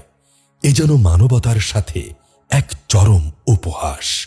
প্রজন্মের মুখে উচ্চারিত হয় নাটক কম করপীয়। 26, 27 ও 28 জুলাইয়ে আবারও নাহিদ ইসলাম, আসিফ মাহমুদ, হাসনাত আব্দুল্লাহ সহ 6 জনকে ডিবি কার্যালয়ে হেফাজতের নামে তুলে নিয়ে যাওয়া হয়। 27 জুলাই ক্র্যাকডাউন বন্ধের জন্য জাতিসংঘের মানবাধিকার কমিশন বিবৃতি দেয়। হাসিনা সরকারের সমালোচনা করেন বিশ্ব নেতৃবৃন্দ। 28 জুলাই যাত্রাবাড়ির বাসা থেকে আটক করা ঢাকা কলেজের প্রথম বর্ষের ছাত্র হাসনাতুল ইসলাম ফায়াজকে 7 দিনের রিমান্ড দেয় আদালত। ডিবি কার্যালয় আটক 6 সমন্বয়ককে দিয়ে আন্দোলন প্রত্যাহারের নাটক মঞ্চস্থ করা হয়। তখনই হচ্ছে আমাদের আইন শৃঙ্খলা রক্ষাকারী বাহিনী আমাদেরকে উঠিয়ে নেয়, আমরা গুমের শিকার হই, আমাদেরকে 5-6 দিন করে আমাদের গুম করে রাখা হয়, আমাদেরকে দিয়ে বাধ্যতামূলক ভাবে আমাদেরকে স্টেটমেন্ট দেওয়ানো হয়, এবং আমরা স্টেটমেন্টও যখন আমরা দেইনি তখন হচ্ছে মিডিয়া ন্যারেটিভের মধ্য দিয়ে, মিডিয়া ম্যানিপুলেশনের মধ্য দিয়ে আন্দোলন প্রত্যাহারের এক ধরনের মিথ্যা সংবাদ প্রচার করা হয়। আন্দোলন প্রত্যাহারের নাটক প্রত্যাখ্যান করেন অন্য সমন্বয়করা। বিবৃতি দেন আব্দুল হান্নান মাসুদ। 4-5 জন শিক্ষার্থী মিলে পল্টনে রাস্তা আটকিয়ে প্রতিবাদ শুরু করি। 10-15 মিনিট প্রতিবাদ চালানোর পর এক পর্যায়ে পুলিশের 30-40 জনের একটা টিম এসে আমাকে এবং সহ সমন্বয়ের আবিদ হাসান রাফি সহ 4 জনকে গ্রেফতার করে নিয়ে যায় এবং ডিবিতে 1 দিন গুম রাখে। তারা যখন আমাকে ধরে নিয়ে যাচ্ছিল, তারা আমাকে বলতেছিল যে তোমার নামে তো 10-15টা মামলা দিব, তোমার তো কেরিয়ার শেষ হয়ে যাবে। এবং ভিতরে যাওয়ার পর যে আমি অসহনীয় পরিস্থিতি দেখেছি, আমার সাথীদেরকে নির্যাতন করা হচ্ছিল, রক্তাক্ত করা হচ্ছিল, মানসিকভাবে টর্চার করা হচ্ছিল। আমরা দেখতে পাচ্ছিলাম সেখানে ডিবিতে অসংখ্য মানুষকে ধরে রাখা হয়েছে রিমান্ডের নামে। তাদের সাথে আমরা আলাপ করে জানতে পেরেছি তাদেরকে যে মামলাগুলোতে দেয়া হয়েছে সেই মামলার সাথে তাদের ন্যূনতম সম্পর্কটাও ছিল না। 30 জুলাই একদিনের রাষ্ট্রীয় শোক দিবস ঘোষণা করে ফ্যাসিস্টরা। নিজেরা খুন করে আবার নিজেরাই সেই খুন হওয়া মানুষের জন্য শোক প্রকাশ করে। এই উপহাসমূলক শোক দিবস প্রত্যাখ্যান করে নেটিজেনরা। প্রতিবাদের ভাষা হয়ে ওঠে রক্তের রঙে লাল প্রোফাইল পিকচার। প্রোফাইল কালো করার মাধ্যমে একটা ট্রেন্ড চালু করার তারা চেষ্টা করে, এবং সে সময়টাতে আমাদেরও মনে হয় যে তাহলে আমরা অনলাইন কেন্দ্রিক যেতে পারি। তো তখন যেটা হয় যে আমরা অনেকগুলো প্ল্যান করছিলাম যে কি করা যায়, আমরা শোক পালন করতে চাই, কিন্তু এটা তাদের মতো না। তো সেই সময়টাতে মূলত অনেকগুলো পরিকল্পনা হয় এবং একটা সময় গিয়ে আসে যে আসলে আমরা আসলে প্রোফাইল লাল করে ফেলতে পারি। তো যার ফলে আমরা দেখতে পাই যে আন্দোলনে একটা নতুন মাত্রা যুক্ত হয়, যে যারা রাস্তায় নামে না তারাও কিন্তু এই আন্দোলনে এঙ্গেজমেন্টটা তাদের হয়। 31 জুলাই হত্যা, গণগ্রেপ্তার, হামলা, মামলা ও গুমের প্রতিবাদে মার্চ ফর জাস্টিস কর্মসূচির অংশ হিসেবে ঢাকা, চট্টগ্রাম সহ সারা দেশের বিভিন্ন জায়গায় আদালত প্রাঙ্গণে বিক্ষোভ মিছিল ও সমাবেশ করে শিক্ষার্থীরা। এতে আইনজীবীরাও স্বতঃস্ফূর্তভাবে অংশগ্রহণ করেন। 1 আগস্ট আন্দোলনকে ভিন্ন খাতে প্রবাহিত করার ষড়যন্ত্রের লক্ষ্যে স্বরাষ্ট্র মন্ত্রণালয় থেকে নির্বাহী আদেশে প্রজ্ঞাপন জারির মাধ্যমে জামায়াতে ইসলামী ও ইসলামী ছাত্র শিবিরকে নিষিদ্ধ করে অবৈধ সরকার, যা দেশের মানুষ ঘৃণাভরে প্রত্যাখ্যান করে। 2 আগস্ট বৈষম্য বিরোধী ছাত্র আন্দোলন শুক্রবার প্রার্থনা ও ছাত্র জনতার গণমিছিল কর্মসূচি ঘোষণা করে।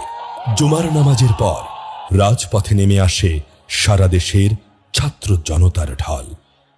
এখানে একটা আশ্চর্যের বিষয় হচ্ছে, কর্মসূচি দেওয়ার সাথে সাথে এবং স্পট ঘোষণা করার সাথে সাথে ছাত্ররা এখানে গ্যাদারিং করতো এবং একটা মাস গ্যাদারিং, এবং বিভিন্ন শ্রেণী পেশার মানুষেরা যখনই নিউজ শুনতো ইন্টারনেটের মাধ্যমে অথবা কারো মাধ্যমেই শুনতো, তার বন্ধু বান্ধব সহ তারা মূলত একত্রিত হয়ে যেত। দেশের বিভিন্ন স্থানে ছাত্র জনতার আন্দোলনে হামলা ও হত্যার প্রতিবাদ সহ পূর্ব ঘোষিত 9 দফা দাবিতে 3 আগস্ট শনিবার সারা দেশে বিক্ষোভ মিছিল ও 4 আগস্ট থেকে অনির্দিষ্টকালের জন্য সর্বাত্মক অসহযোগ আন্দোলনের ডাক দেওয়া হয়। 3 আগস্ট জাতীয় শহীদ মিনার থেকে আসে 1 দফার ঘোষণা। অসহযোগ আন্দোলনের ডাকে একাত্মতা পোষণ করে বিভিন্ন শ্রেণী পেশার মানুষ। আওয়ামী জাহিলিয়াতের পুরো সময়টাই আমরা দেখেছি, আমরা যারা এই তরুণ প্রজন্ম আছি, আমরা যখন ক্লাস 5-6-এ পড়ি তখনই হচ্ছে এই সরকার ক্ষমতায় আসে, এই আওয়ামী জাহিলিয়াত। এই ক্ষমতায় আসার পরেই দেখেছি যে মানুষের ন্যূনতম যেই একটি ডিগনিটি আছে এই সরকার সেটিও স্বীকার করেনি। আমরা গুণ, খুন, হত্যা, নিপীড়ন, নির্যাতনের এই ইতিহাসের মধ্য দিয়েই কিন্তু আমাদের মনস্তাত্ত্বিক বিকাশটি ঘটেছে। এই পুরো প্রজন্ম একটি মানসিক ট্রমা নিয়ে বড় হয়েছে। আমরা ধাপে ধাপে আমাদের অধিকার বঞ্চিত হয়েছি, স্তরে স্তরে আমরা আমাদের অধিকার বঞ্চিত হয়েছে, এবং আমরা চেয়েছি এই ফেসিবাদ থেকে আমরা মুক্ত হয়ে বাংলাদেশের মানুষকে যেন তার মানবিক মর্যাদা এবং ইনসাফ এবং ন্যায্যতার ভিত্তিতে এই বাংলাদেশটি প্রতিষ্ঠিত হয়, আওয়ামী জাহিলিয়াতের মধ্যে না থাকে। 9 দফা দাবি পেশ করা কালীন সময়ে অসংখ্য গণহত্যা চালানো হয়, অসংখ্য মানুষকে নির্যাতন করা হয়, গ্রেফতার করা হয় এবং ছাত্র জনতা সকল পেশার মানুষ মারা যান, গ্রেফতার হন। এই কারণে 9 দফা থেকে 1 দফা দাবিতে পরিণত হয়। 4 আগস্ট সারা দেশ উত্তাল 1 দফা দাবিতে অসহযোগ আন্দোলনে। এই আন্দোলনে পুলিশের সঙ্গে আওয়ামী সন্ত্রাসী বাহিনীর নির্মম হামলায় প্রাণ হারায় শত শত মানুষ। সন্ধ্যা 6টা থেকে 2য় দফায় জারি করা হয় অনির্দিষ্টকালের কারফিউ। এমন পরিস্থিতিতে ভিডিও বার্তার মাধ্যমে মার্চ টু ঢাকার ঘোষণা দেন আন্দোলনের সমন্বয়ক আসিফ মাহমুদ। 5 আগস্ট সকালে থমথমে অস্বস্তিকর নীরবতা বাংলার আকাশে বাতাসে।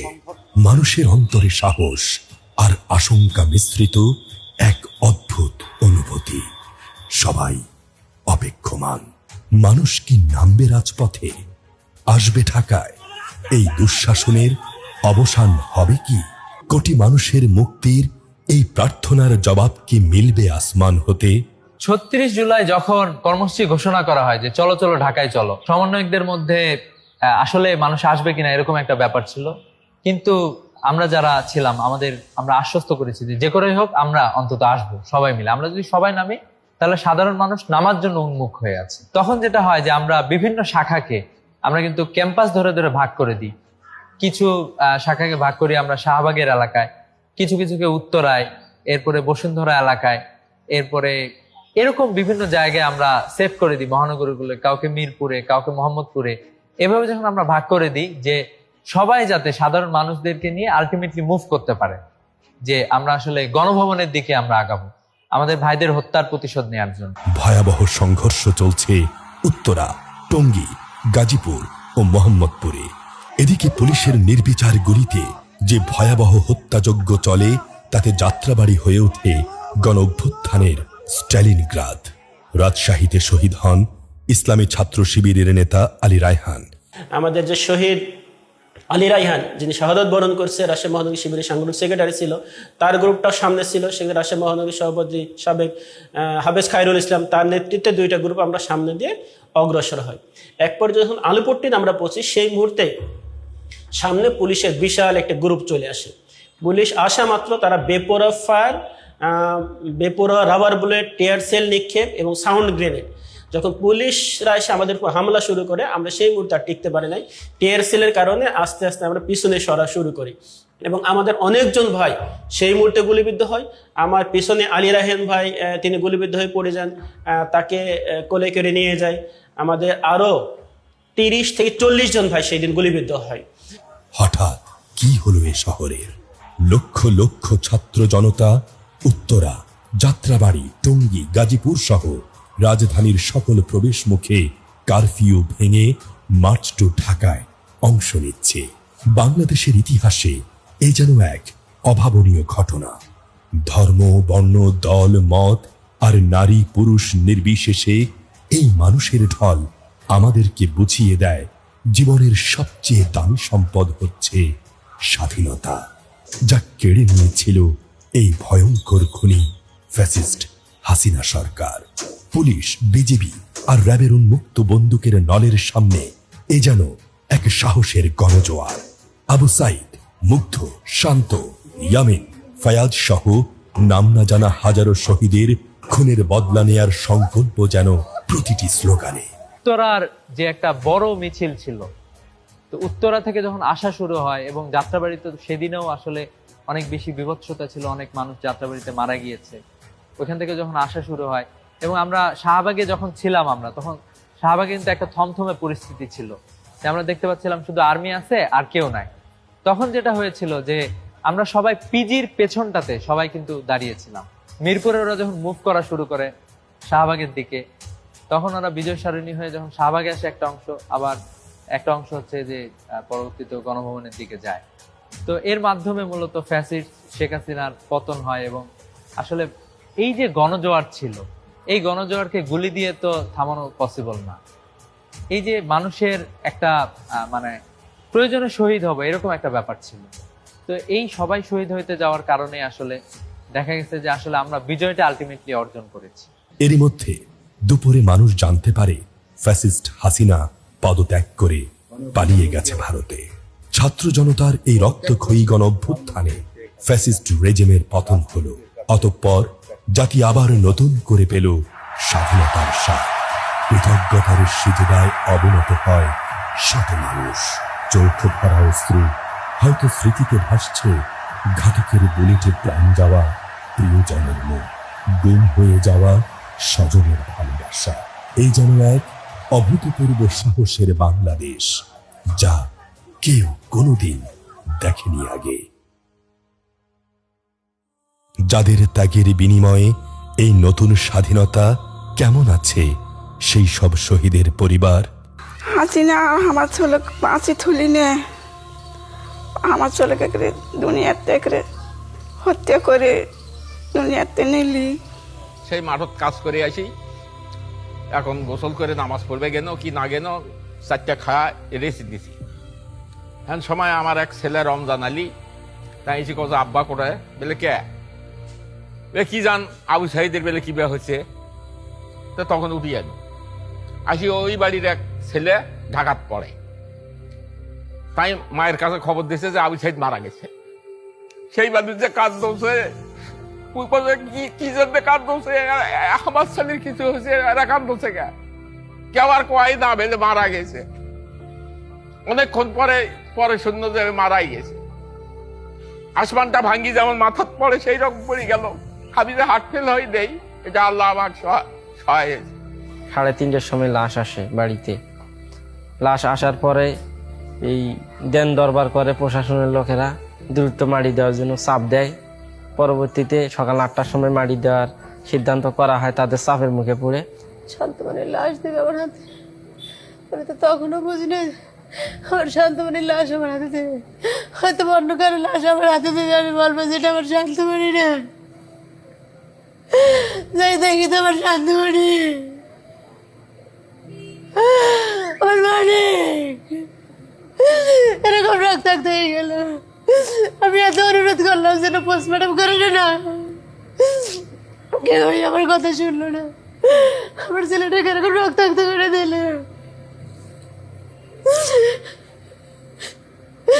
এরপর লাস্ট নিয়ে আমি 4টার সময় বাড়িতে চলে যাই।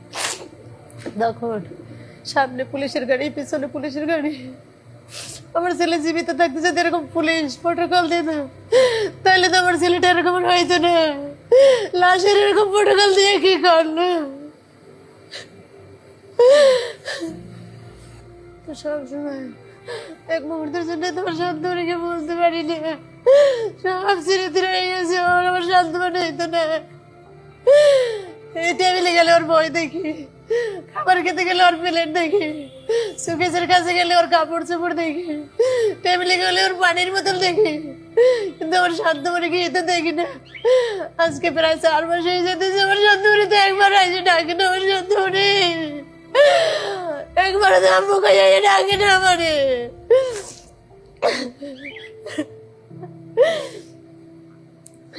আমার ভাই রিদওয়ান শরীফ রিয়াদ। তো আমি আম্মুকে বলছিলাম, আম্মু ও যদি আন্দোলনে যায়ও তাহলে এত টেনশন করছো কেন? তোমার ছেলে তো একা না, আরো হাজার মায়ের ছেলেরা গিয়েছে। তুমি ফিলিস্তিনের মায়েদের মতো মন শক্ত করতে পারো না? আয়ুষ, আমি এটা না বলতাম। আমি সাওয়াল আমার ছোট থাকতে সবচেয়ে আদরের, সবাই ভালোবাসতো। সব কিছু পরে থাকলো সাওয়াল আর ভালো না। মানে 2 ধাপ আমি সামনে গেছি, এই সময় একটা ফোন আসে, বলে যে রাহেন ভাই তো গুরুতর আহত। ভালো লাগে না, আমি ভালো থাকতে পারি না। একজন মা সন্তান হারালে সেই মা কোনোদিন ভালো থাকে বাবা? ছোটবেলা থেকে আমার বাবা, আমার প্রথম সন্তান তো, ও আমার খুব আদরের ছেলে ছিল, খুব আদরের ছেলে, আমার বড় সন্তান। যাতেই কষ্ট হয়ে আমি পড়াইতাম, আমি দিন রাত পরিশ্রম করে তাকে পড়াইছি। তাইও বলতো, বাবা আপনার লেখান বাবা পা অনেক ধন্যবাদ। আমাকে আপনার লান মানুষ যে এই আমাকে এদের পর্যন্ত পড়াছেন, এটাই আমার কাছে হাজার শুকরিয়া আল্লাহর কাছে। 5ই আগস্ট তার মাথায় গুলি লাগলো, কারণ সে সামনে ছিল আর সন্ত্রাসী বাহিনীর সামনে থেকে গুলি করতেছিল, তাদের অপোজিট থেকে গুলি করতেছিল।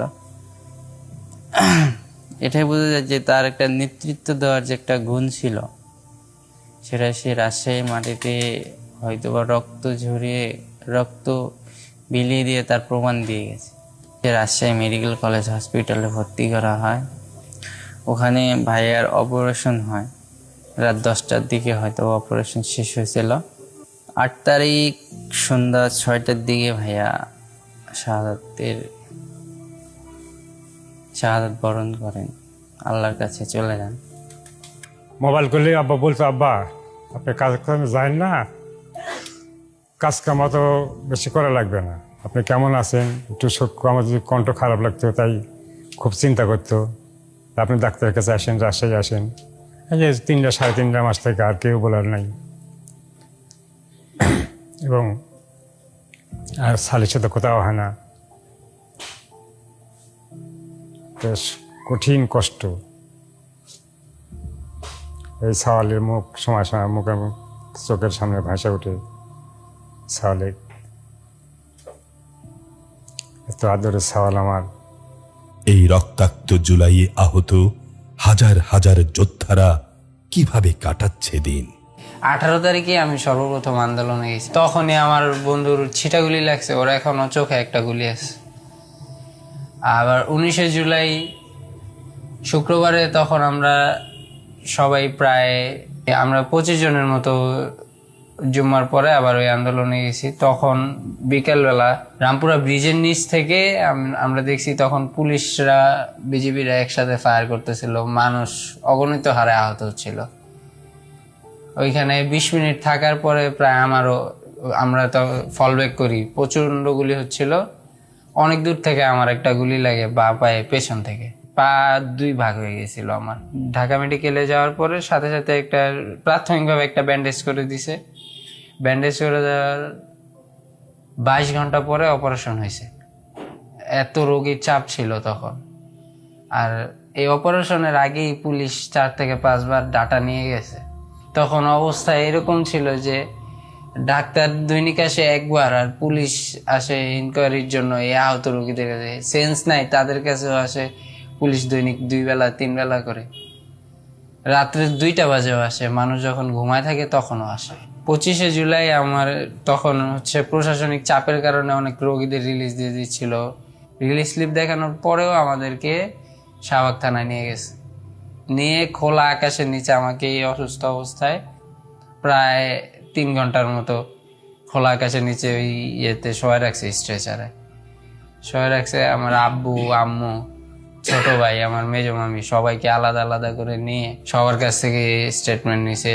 তো এক পর্যায়ে যখন আমরা মোটামুটি সব দিক থেকে তারা যখন আমাদেরকে ঘিরে ফেলে, আমাদের আর কোনো দিকে যাওয়ার সুযোগ ছিল না, এবং সে অবস্থাতে তারা 2 দিক থেকে আমাদেরকে গুলি করা শুরু করে। পিছন দিক থেকে পুলিশ গুলি করছিল এবং সামনের দিক থেকে ছাত্রলীগ এবং আওয়ামী লীগের যারা সন্ত্রাসীরা, তাদের হাতে শর্টগান ছিল, পিস্তল ছিল, এগুলো দিয়ে তারা গুলি করা শুরু করে।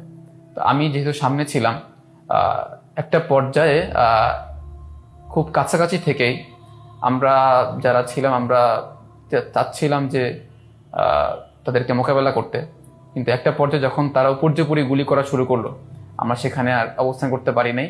একটু পিছু হটার পরপরই হঠাৎ করে ছাত্রলীগের একজন সন্ত্রাসী সে খুব কাছ থেকে এসে তার যে শর্টগান, সে শর্টগান দিয়ে সে গুলি করে এবং মুহূর্তের মধ্যেই আমার ফেসে, মুখে এবং চোখে সেই শর্টগানের যে প্যালেট সেটা আঘাত করে। আমার ডান চোখে শর্টগানের প্যালেট চলে যায় এবং আমি তাৎক্ষণিক সেখানে পড়ে যাই আর কি। এর পরপরই সেখানে আমাদের পিছনে যারা সহযোগী যোদ্ধারা ছিলেন তারা আমাকে ধরে নিয়ে পার্শ্ববর্তী একটি ক্লিনিকে নিয়ে যান। সেখানে নিয়ে যাওয়ার পরে সেই হাসপাতালেও ছাত্রলীগের সন্ত্রাসীরা তারা হামলা করে। সেখানে বেশ কয়েকজন আহত যারা ছিল তাদের উপরে হামলা করা হয়। আওয়ামী লীগের যারা ছিল তারা ওই সময় আমাদের ছাত্রদেরকে সন্ত্রাসী বলে আখ্যা দিয়েছে অনেককে টিকিট দেয় না, চিকিৎসার দায়িত্ব নেন। তারা একটা তালিকা তৈরি করে সন্ত্রাসী বলে থানায় তালিকা পাঠিয়েছে। তখন তো 5 তারিখের পরে অনেক রুগী এসে বলে আমরা তখন বয়ে হাসপাতালে আসি নাই, আর যারা চিকিৎসা নিচ্ছে তারা বলে আমরা পরিচয় গোপন রেখেছি যে আমরা বৈষম্য বিরোধী আন্দোলনের ছাত্র। আমরা যথাসাধ্য চেষ্টা করছি আমি ডাক্তারদের বিরুদ্ধে আমাদের ছাত্রদের পক্ষে কাজ করার। আমরা সংখ্যা খুব কম ছিলাম, তো আমাদের সাথে আমাদের রুগীরা অনেক ডেডিকেটেড তারা কাজ করছে, সহযোগিতা করছে, রুগীর যারা লোকজন ছিল। আর ইকোনমিক বিষয়টা তখন একটু দুর্বল ছিল, সমাজসেবা ডিপার্টমেন্ট আমাদেরকে খুব সহযোগিতা করছে এই বিষয়ে। তো তখন তো ফান্ড ছিল না 5 তারিখের আগে, আমাদের 2টা জায়গায় যুদ্ধ করতে হয়েছে। একটা যাদের চিকিৎসা এনশিওর করা, আবার এদেরকে বিরোধিতা করা যেন আমাদের চিকিৎসা বাধা তৈরি করতে না পারে। থানার সামনে ছিলাম, ওই সময় এক পুলিশ থানার ভিতর থেকে একেবারে আমাকে তাক করে গুলি করে। আমার মাথাটা ঝাঁকি দিয়ে উঠে আমার কাছে মনে হচ্ছিল যে হয়তো আমার মাথার খুলি উড়ে গেছে, এই জন্য হয়তো আমি দেখতে পাচ্ছি না। গুলিটা যে আসলে আমার চোখে লেগেছে এটা আমি বিশ্বাস করতে পারছিলাম না। পরে ওই সময় আমি মুখে হাত দিয়ে বসে পড়ি, বুঝছিলাম যে রক্ত বের হচ্ছে অনেক, পুরা মুখে রক্ত।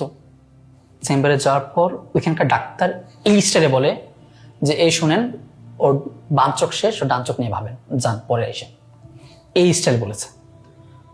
এটা খুবই শকিং ছিল। ওই মুহূর্তে আমাকে বলে যে পারলে মাফ করে দিও। এটা হচ্ছে 19শে জুলাই, শনি একটার বিভিন্ন স্থানে রায়েরবাগ এবং সাইনবোর্ড। পুরো দিন আমি ওখানে ছিলাম। আমাদের সহযোদ্ধা ওনার এক কবে একটা হাত নিয়ে গেছে ওরা।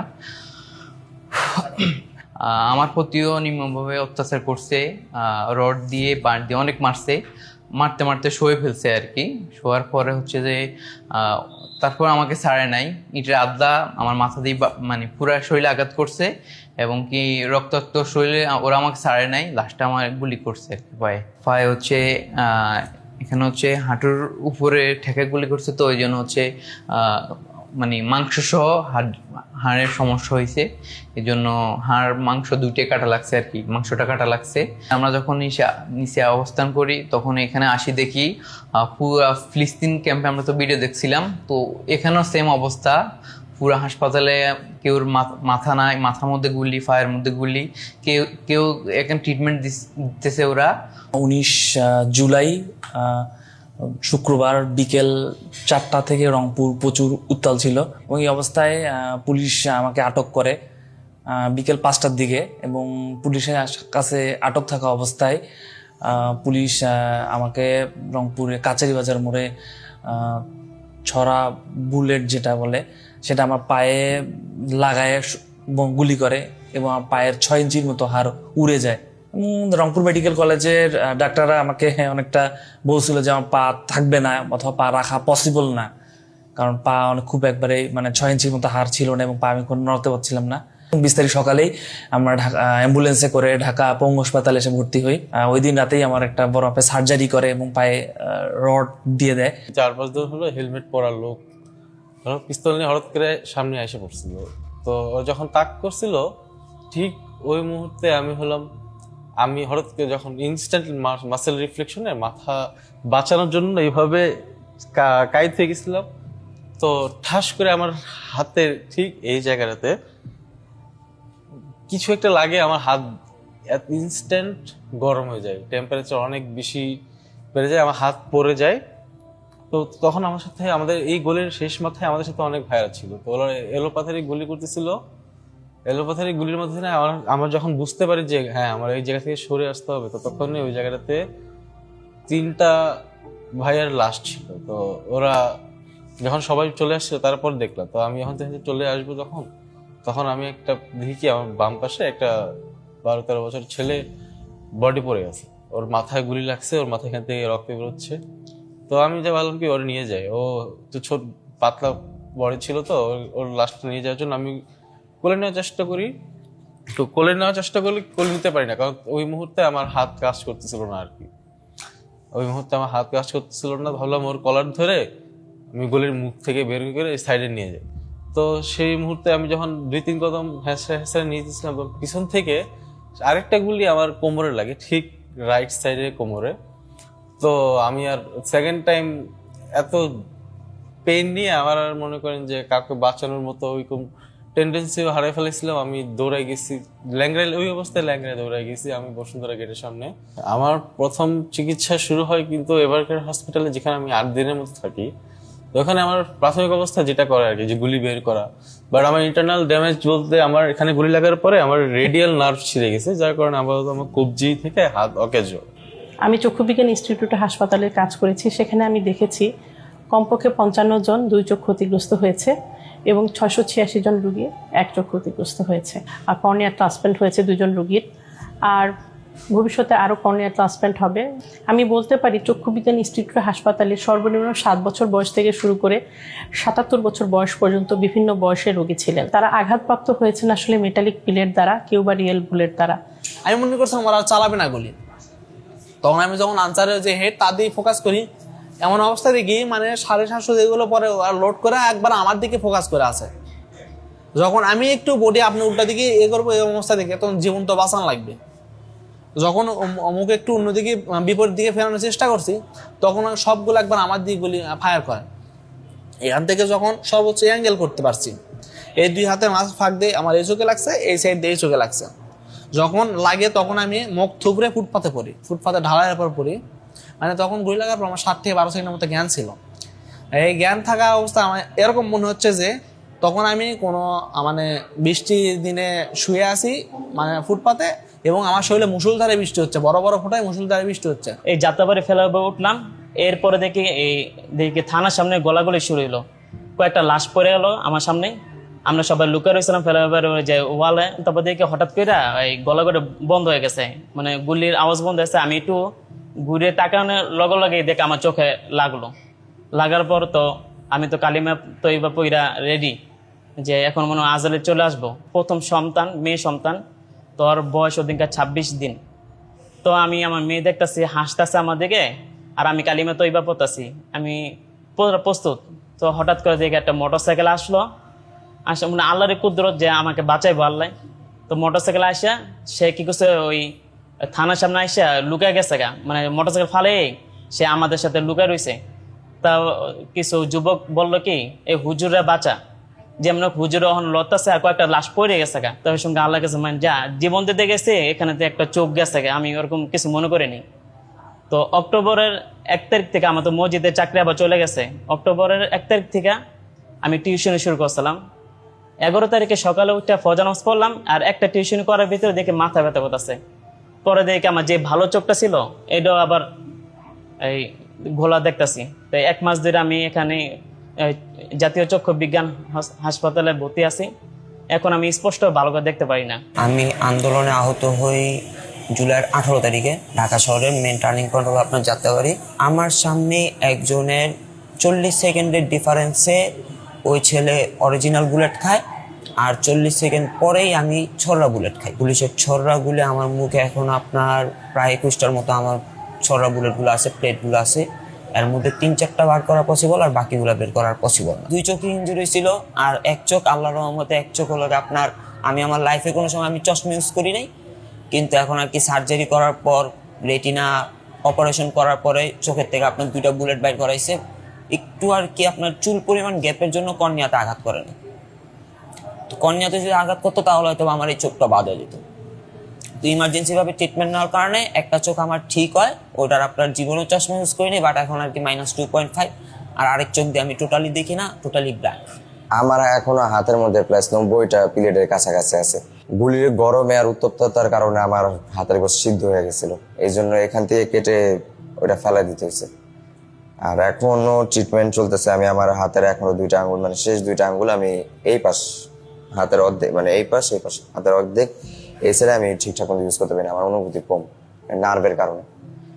আর চোখে দেখি না বলতে গেলেই চলে। আমার চোখের মানে গুলিটা সোজা এদিক দিয়ে, সামনের পার্ট যদি এটা ধরি, এদিক দিয়ে ঢুকছে আর পিছন দিক দিয়ে বের হয়ে গেছে, মানে এপার ওপার হয়ে গেছে চোখের। 3 তারিখের ঘটনা ছিল, সেদিন প্রচুর আরো অনেক মানে গুলিবিদ্ধ রোগী আসলো। দেখলাম যে বিভিন্ন জায়গা থেকে তারা মানে ফরওয়ার্ড দিতেও ভর্তি, অনেকেই ওখান থেকেও ব্যাক করে আসছে, ইভেন ঢাকা মেডিকেল কলেজের থেকেও কিছু ব্যাক করে আসছে রুগী, প্রচুর রুগী। যে আমরা সাধারণত এই নিউরোসায়েন্স হসপিটালের একটা নিয়ম ছিল যে আমরা মানে একেবারেই বেড মানে লিমিটেড, মানে যতগুলো বেড ততগুলোই ভর্তি দিতাম, কিন্তু সেদিন আসলে আমরা পারি নাই। আমরা সবাই মিলে সিদ্ধান্ত নিয়েছি যে যারা আসবে তাদেরকে আমরা ফেরত দিব না। মোস্ট অফ দ্য পেশেন্টের গুলি লেগেছে মাথায় এবং বুকে। এটা আসলে টার্গেট কিলিং আমার কাছে মনে হয়। এই আন্দোলন কোটা সংস্কার থেকে পরিণত হয় গণমানুষের আন্দোলনে। ফ্যাসিস্ট রেজিমের অত্যাচারের জাতাকল থেকে মুক্তি পেতে দল, মত, ধর্ম, নারী, পুরুষ নির্বিশেষে সমাজের সর্বস্তরের মানুষ চলে আসে এক কাতারে। আন্দোলন যেন হয়ে ওঠে ভিন্ন ভিন্ন আদর্শের মানুষের এক ঐক্যের সম্মিলন। ছেলে মেয়েরা তারা ত্যাগ স্বীকার করেছে। আমরা যারা বেঁচে আছি আমরা এক ধরনের গিল্ট ফিল আমাদের প্রতি কাজ করে, এটাই আর কি। তো বাংলাদেশে যে গণতন্ত্রহীনতা, জুলুম, অত্যাচার চলছিল, সেটার জন্য দরকার ছিল একটা গণবিস্ফোরণ, কোটা আন্দোলন, সেটাই তাদেরকে দিয়েছে। তো আমরা রাজুক কলেজের সামনে, আমি আমার ফ্রেন্ড ক্রস করতেছিলাম, তখন আমার এক স্যার আর কি আমাকে স্যার চিনতে পারেনি, আমি তো অন্য ড্রেসে ছিলাম, আমার রাজুক কলেজ ছিল। তো স্যার আমাকে বলতেছে আন্দোলনের কী অবস্থা।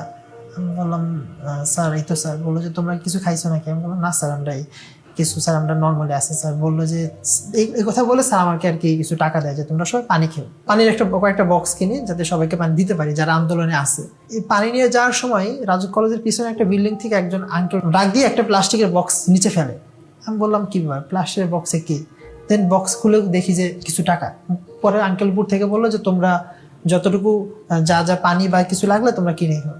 দেন আমরা এটা দিয়ে কিছু পানি কিনি, আর এখান থেকে কিছু টাকা আমরা আহত ভাইকে দিয়েছিলাম যাতে সে চিকিৎসা করতে পারে। যে ডাক্তার আমাকে চেনে না, আমাকে ট্রিটমেন্ট দিল। তারপরে হচ্ছে যে আখের রস বিক্রেতা, মানে খেটে খাওয়া মানুষ, সে আমাকে আখের রস খাওয়ানোর জন্য রাস্তা মানে রিক্সা আটকিয়ে দাঁড়ালো। যেই ভাইটা আমাকে চেনে না আমার মেডিসিন কিনে দিল। তারপরে আমাকে হচ্ছে বিএনএস সেন্টারে আমাকে 200-500 টাকা এসে গুছে দিচ্ছে মানসিক তৃপ্তি নেওয়ার জন্য। তাদেরকে আপনি কিভাবে রাজনৈতিক পরিচয়ে পরিচিত করবেন? হয়তো অ্যাজ এন ইন্ডিভিজুয়াল আমার একটা রাজনৈতিক পরিচয় থাকতে পারে, কিন্তু আমি তো তার রাজনৈতিক পরিচয় জানি না, সে আমার রাজনৈতিক পরিচয় জানে না। এটা আমরা পুরো জাতি, হোল একটা নেশন, আমরা জাতিকে ফেসিবাদের মানে কবল থেকে উদ্ধার করার জন্য আমরা রাস্তায় নেমে এসেছি। সবাই জীবন বাজি রেখে সবাই সবার সবকিছু নিয়ে রাস্তায় নেমে আসছে। 24-এর ছাত্র জনতার অভ্যুত্থানের আমাদের যে আন্দোলনের যে ভাষাগুলো ছিল সেগুলোকে আমরা সার্বজনীন করার চেষ্টা করেছি। আমরা যখন কোনো কর্মসূচি ঠিক করতাম, আমরা সকল অংশীজনদের বিষয়গুলো মাথায় রেখে আমরা ঠিক করতাম। তো প্রথম থেকে যখন কোটা সংস্কার ছিল, কোটা সংস্কার আন্দোলনের সময়ও আমরা আপনারা দেখেন এখানে যে আন্দোলনের যে ওয়ার্ডিংগুলো ছিল বাংলা ব্লকের, এরপরে হচ্ছে আমাদের যে স্মারকলিপির যে ভাষাগুলো ছিল সেগুলোকে আমরা সার্বজনীনভাবে আমরা করার চেষ্টা করেছি।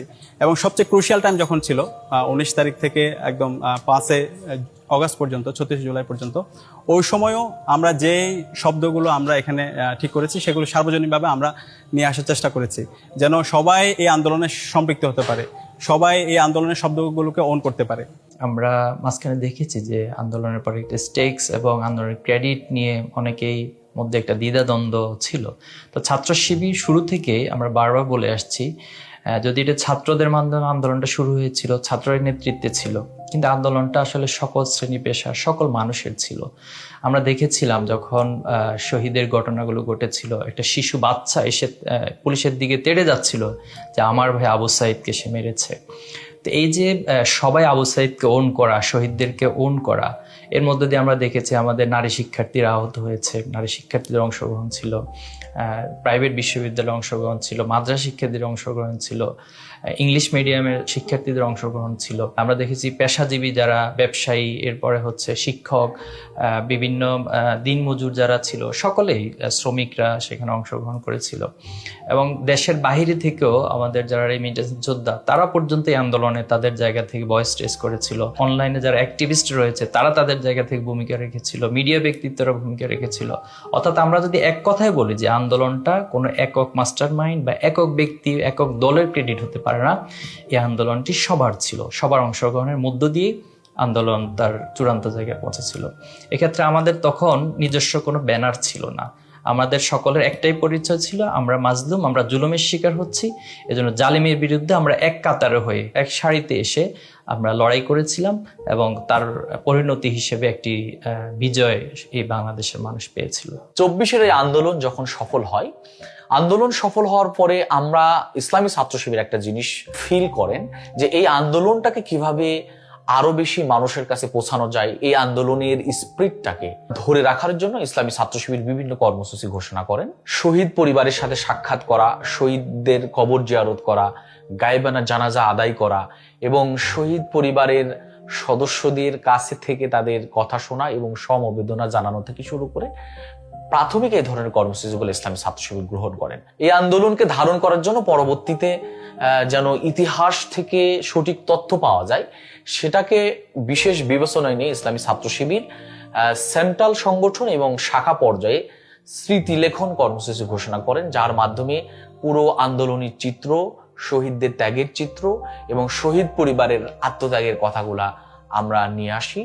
এরপরে ইসলামী ছাত্র শিবির শহীদ পরিবারকে সহযোগিতা করার মাধ্যমে পাশে থাকা এবং সর্বশেষে এখন এসে ইসলামী ছাত্র শিবির এই আন্দোলনের মূল স্পিরিটটাকে সমাজে বা এই প্রজন্মের কাছে বা যারা এই আন্দোলনকে সেভাবে এখনো ধারণ করতে পারে নাই অথবা এই আন্দোলনের সঠিক তথ্যটি এখনো যথার্থভাবে যায় নাই, সে সকল মানুষের কাছে এই আন্দোলনের সেই মেসেজগুলো দেওয়ার জন্য আলোকচিত্র প্রদর্শনীর আয়োজন করে এবং এটা খুবই সাড়া ফেলে। এবং ইসলামী ছাত্র শিবিরের কর্মসূচির ভিতরে আরেকটি কর্মসূচি হলো যে সুন্দর ডকুমেন্টারি, যে ডকুমেন্টারির মাধ্যমে পুরো জাতির কাছে এই আন্দোলনের সঠিক তথ্য, এই আন্দোলনের মূল চাওয়া পাওয়া এবং এই আন্দোলন আমাদের জাতির ভিতরে নতুন চেতনা, বৈষম্যহীন দাসত্ব মুক্ত একটি জাতি গঠনের চেতনা জাগ্রত করেছে, সেই মেসেজটি দেওয়ার জন্য চেষ্টা অব্যাহত রেখেছে। এই আন্দোলনে সবচেয়ে সিগনিফিক্যান্ট হচ্ছে যে বাংলাদেশে গণতন্ত্রহীনতার যুগ শুরু হওয়ার পর থেকে যত অত্যাচার হয়েছে, জুলুম হয়েছে, সেগুলো কিন্তু এগুলোর কিন্তু অংশ। একটা বড় পাথর একটা ছোট হাতুড়ি দিয়ে লোকেরা ভাঙে। অনেকগুলো স্ট্রাইক করতে করতে উইথ দ্য লাস্ট স্ট্রাইক, একটা সিঙ্গেল স্ট্রাইকে পুরো বোল্ডারটা টুকরো টুকরো হয়ে যায়। এখন সে যদি বলে যে আমি এটা করেছি, আসলে ব্যাপারটা কিন্তু সেটা নয়। তো এই সকল জুলুম অত্যাচার এটার মধ্যে ইনক্লুডেড। আমি বলবো যে প্রতীকী যদি কোনো একটা মর্যাদা দিতে হয় যারা মারা গেছে, আবু সাঈদ সহ আবরারকেও সেটা দেওয়া উচিত। শহীদদের আত্মত্যাগের ঋণ হিসেবে নতুন ও সমৃদ্ধ বাংলাদেশ করার লক্ষ্যে এই প্রজন্ম হাতে হাত রেখে কাজ করবে, এটাই ইসলামী ছাত্র শিবিরের প্রত্যাশা। 16 বছরের অত্যাচার, নিপীড়ন, হত্যা, গুম এবং জুলাই উপাখ্যান পুরো জাতিকে নিয়ে আসে এক কাতারে, এক প্রার্থনায়। জাতি মুক্তি পায় ফ্যাসিজমের কালো অক্টোপাস হতে, দেখে নতুন স্বপ্ন, এগিয়ে যায় সম্ভাবনাময় উজ্জ্বল এক নতুন বাংলাদেশের দিকে। এই মহানে জুলাইয়ের সাহসের উপাখ্যান এত অল্প সময়ে সবিস্তারে বলা সম্ভব নয়। আরো কত না বলা গল্প রয়ে গেছে মানুষের হৃদয়ে। হয়তো সময় আমাদেরকে কোনোদিন সেই সব গল্পের সঙ্গে পরিচয় করিয়ে দেবে।